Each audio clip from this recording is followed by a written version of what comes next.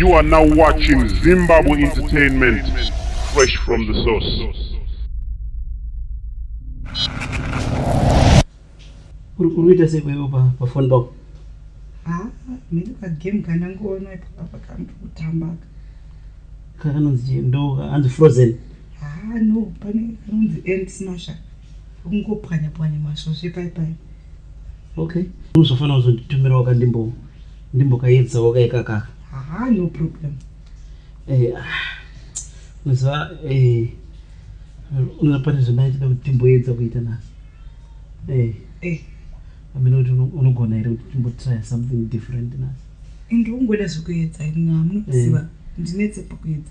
But ndoda kuti nhasi ndoda kuti timboita nekumberi. Aiwa. Ini ndachifunga kuti nhasi tomboita nekumashure. Usafananisa kumashure pese patinoita nekumashure every single time. Saka ndamboti maybe this time tikamboita nekumberi tomboona kuti zvinoita here. But ndajera kumashure kainini kumberi kunonetsa because handisati ndamboita nekumberi ndajera kuita nekumashure. Alright, ko tikaita kawani nekumberi tozoita kawani nekumashure. But ufana kutanga nekumberi ka. Aiwa totanga nekumberi tadi kutanga nekumashure tichiuya kumberi.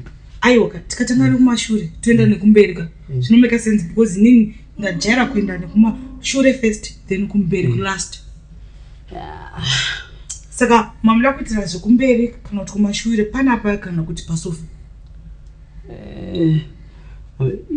Toitira pasofa. Pasofa panenge panoita zvekumberi. Kana zvekumashure. Pambedha. Panoita zvekumashure. So andika pasofa. Ndinoda kuti rova nemberi neshure. Ndorimba nemberi ndoimba neshure. Ndinoda kuti mafans angu anakirwe nezimtanzo iyi. Aiwa takabhakure. Ndinoda kuti rova nemberi neshure. Ndorimba nemberi ndoimba neshure. Ndinoda kuti mafans angu anakirwe nezimtanzo iyi. Aiwa takabhakure.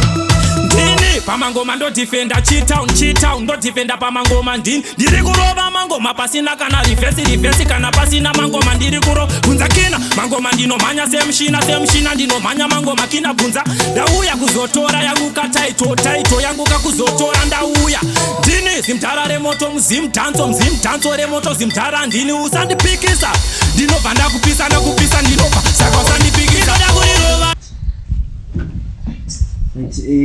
Mira ndinyatso seta kamera yacho namushi. Tinyatsotora nekumberi. Then tozotora kumashure. Right. Andi uri maselfie kayo. Andi uri maselfie munondiziva wani. Minatone.